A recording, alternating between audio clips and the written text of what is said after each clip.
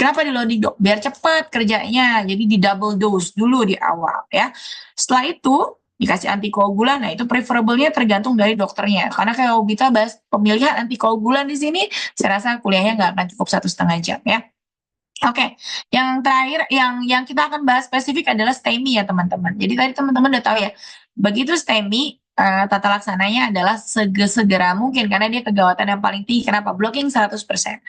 Nah ini kita tata laksana dari ABCLS ya, monitor ABC, ada nggak kegawatan, bla bla bla bla, EKG, lihat.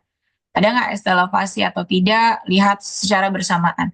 Begitu Anda ketemu this is STEMI, tanya onsetnya. 12 jam atau kurang dari 12 jam atau lebih dari 12 jam. Untuk apa? Untuk alarm aktif ini kateter atau tidak ya. Begitu sambil berjalan Anda kasih Monaco tadi, oksigen, aspirin, clopidogrel, morfin kalau diperlukan aja. Jadi itu untuk ngafalin aja ya. Tapi kalau misalnya nyeri sekali dengan nitrat tidak perbaikan silakan diberikan morfin ya. Oke, lanjut. Nah, begitu ST-nya elevasi Anda berikan, kita langsung ngomong yang sorry. Hilang ya? Wait. Kita ngomongin yang sebelah sini ya, ST elevasi.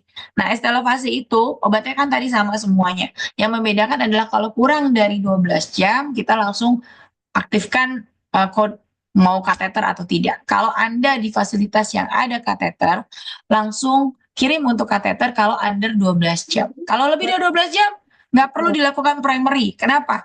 Karena bekuannya dianggap sudah keras sehingga udah lewat golden periodnya. Jadi mau dikerjakannya hari itu atau besok atau apa nggak ada bedanya. Penelitian bilang gitu. Makanya harus dibawa golden period biar langsung dikirim ke cat lab kita bilang ya. Kira-kira begitu. Terus bentar.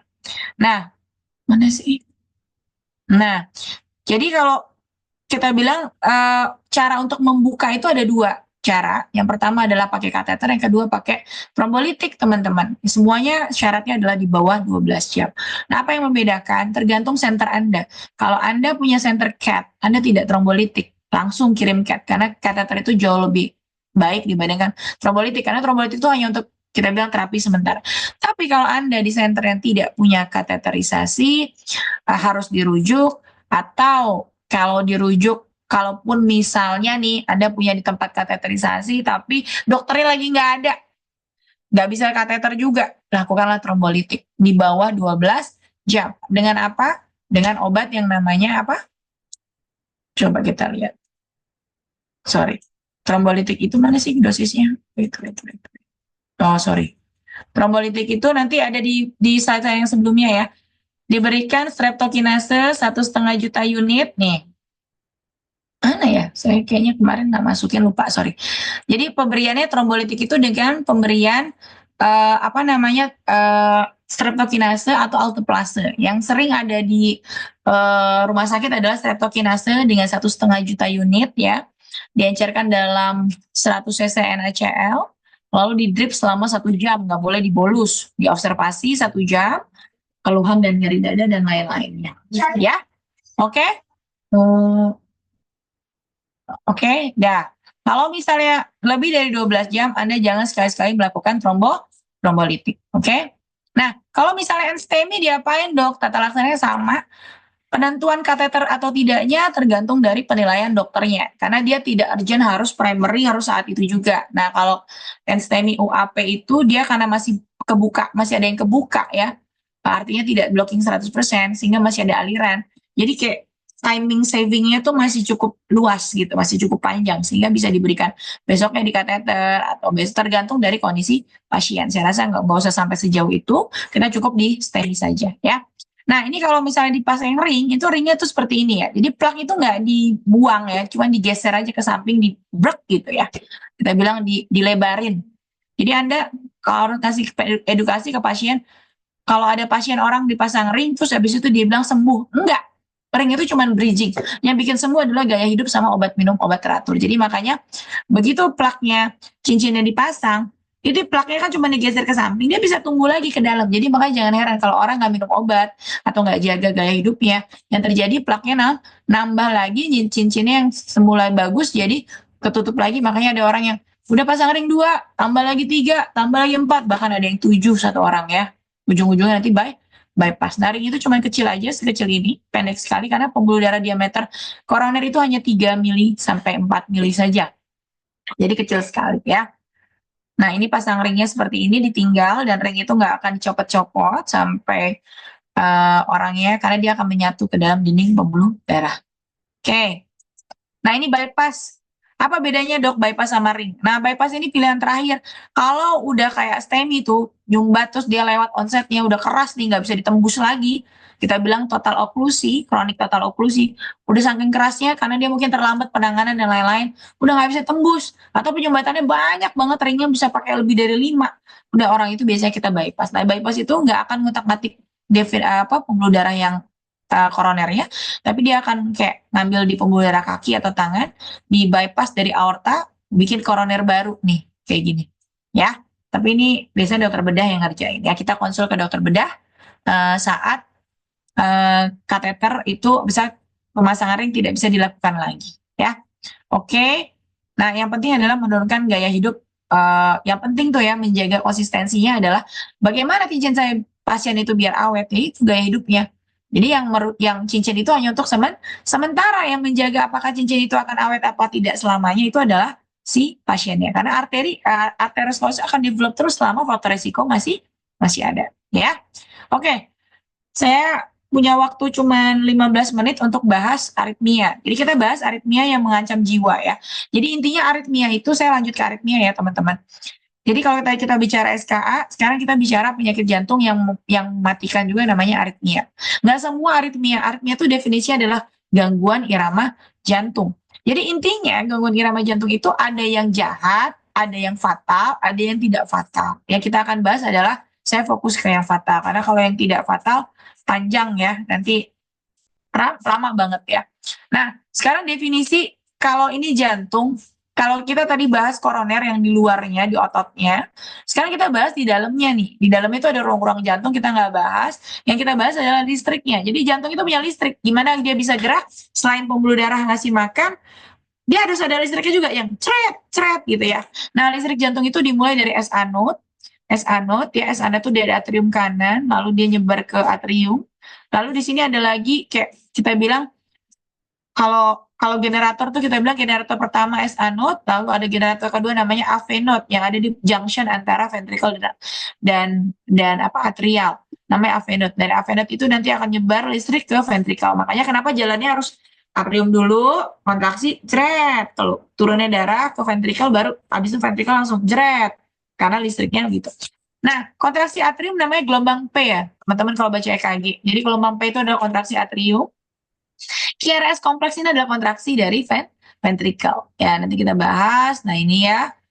Tuh, ventricle. Jadi gelombang QRS, P-nya itu adalah ini. Kalau PR interval, yang ini adalah lagi jalan di AV node ceritanya. Jadi belum nyampe ventricle, dia masih di sini, ini namanya PR interval. Ya. Oke, lanjut.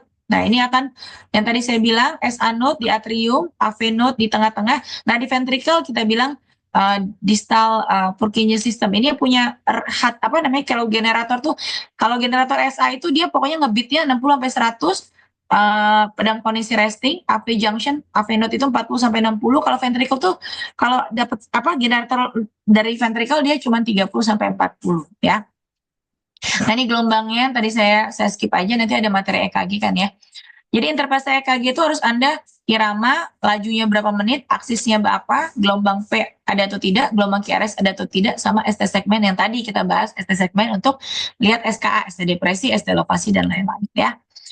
Nah, ini saya skip aja ya. Intinya Anda setiap kali menentukan EKG itu sinus atau tidak, lihat aja gelombang P, ini syaratnya. Gelombang P diikuti gelombang QRS, positif di lead 2, 3 AVF, V2, V6, negatif di AVR. Ini harus syaratnya terpenuhi. Kita bilang heart rate di bawah 40, 60 sampai 100, kita bilang sinus ritme. Kalau di atas, kalau 1, 2, 3 terpenuhi, heart rate lebih dari 100, kita bilang sinus takikardi.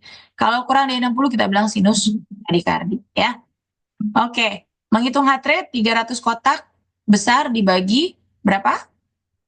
Dalam jumlah kotak besar itu adalah heart rate ya, dibagi apa namanya, dibagi 300 dibagi sorry 3 berapa, saya jadi lupa, 300 kotak, jumlah kotak besar itu dikali, misalnya RR-nya itu ada 4, berarti dia 4, 300 dikali 4, berarti 75 kali. Itu cara ngitung cepet ya, kita bilang.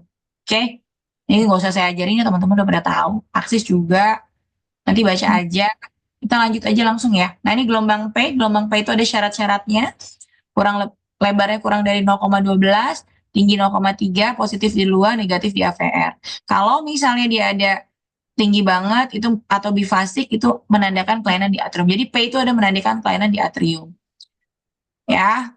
Kalau misalnya gelombang QRS adalah menandakan kelainan di ventrikel. Jadi kalau misalnya nanti kelihatannya cuma ventrikel aja nggak ada atriumnya, berarti itu ventrikel takikardi dan lain-lain. Ya, kalau atrium aja atrial fibrilasi gitu ya. Kita bahas aja langsung ya. Saya soalnya materi EKG-nya panjang ini. Oke. Kita bahas sampai di mana. Oke, gelombang QRS dulu deh. QRS ini lebarnya 0,6 sampai 0,12, tingginya tidak lebih seperti gelombang Q. Yang Q ini itu Q yang merah ini saya tunjuk, ini tidak boleh sepertiga lebih dari QRS. Jadi harus lebih tinggi. R positif di bla bla 1, 2, V5, V6 hemolit AVR ya. Untuk mengetahui apakah ada kelainan ventrikel atau tidak. Ya. Nah, ini lihat V1 itu pasti ke bawah, V2 ke bawah, V3 ke mulai naik, R-nya, gelombang R-nya. Nah, ini nanti makanya EKG normal itu V1 ke bawah, V2 ke bawah, V3 mulai tengah-tengah, V4 mulai naik, V5, V6, akhirnya V6 yang R-nya dominan. Kalau kurang dari ini nanti ada kelainan-kelainannya ya, teman-teman ya. Nah, PR interval itu adalah untuk bagaimana ngelihat konduksi di AV node. Jadi kalau ada PR interval memanjang, kita bilang AV block. Ya, nah segmen ST yang tadi ya saya bahas ST elevasi atau ST depresi. Hanya ini saja. Untuk kepentingan ada infak, iskemi atau injury ya, injury dari pilok. Nah, gelombang T juga sama, T inversi, T depresi atau T flattening. T elevasi biasanya hiperkalemi. Ya, contoh ya. Hiperkalemi itu kayak gini. Tinggi banget nih, abnormal T wave. Atau T depresi. T depresi ya lebih ke iskemik ya. Kalau misalnya dia flat T wave, jadi T itu kan harusnya gelombangnya begini. Kalau dibilang abnormal T wave itu biasanya lebih dari dua kotak besar ini sih, ini belum memenuhi sebenarnya. Dia harus 2 kotak ini, kita bilang abnormal T wave. Biasanya pada hiperkalemi. Jadi kalau Anda lihat T-nya tinggi-tinggi, oh hati-hati tuh. Jangan-jangan dia kaliumnya naik. Biasanya pada pasien-pasien CKD. Nah, iskemia yang tadi saya bilang, ST depresi, down sloping, ya, pokoknya intinya ST-nya depresi menandakan adanya kekurangan oksigen di otot jantung, ya. Nah, ini ST elevasi yang tadi gambar saya, ini namanya STEMI, ya, kalau kita lihat dari EKG, ya, ST elevasi. Nah, ini tergantung dari usia umurnya. Kalau misalnya dia pertama kali serangan ST elevasi ini begini, nggak ada gelombang Q. Ada gelombang Q itu menandakan dia udah infak, berarti dia udah lama. Makin lama gelombang Q makin dalam. Jadi kalau misalnya Anda lihat pasien nggak ada gelombang Q ST elevasi itu berarti fresh banget tuh. Biasanya di bawah 12 jam. Ya, ini nggak usah. Nah, ini hiperkalemi yang tadi saya bilang, ini normal. Nah, ini hiperkalemia tuh. Tinggi ya. Hati-hati kalau lihat EKG ini langsung cek elektrolit. Nah, hiperkalemia juga bisa bikin yang namanya bizarre. Jadi lebar-lebar kayak VT, tapi kalau VT kan cepet. Ini lambat, lebar-lebar kayak gini. Ya, ini juga hiperkalemia. Hipokalemia biasanya ada gelombang U, ya. Gelombang U itu gelombang tambahan. Atau ST-nya depresi, gelombangnya kayak gini nih. Ya, oke. Lanjut ya. Nah, ini yang kita bahas yang malignansi ya, kira-kira kalau cepat ya. Jadi kalau Anda dapat pasien iramanya cepat, Anda bisa lihat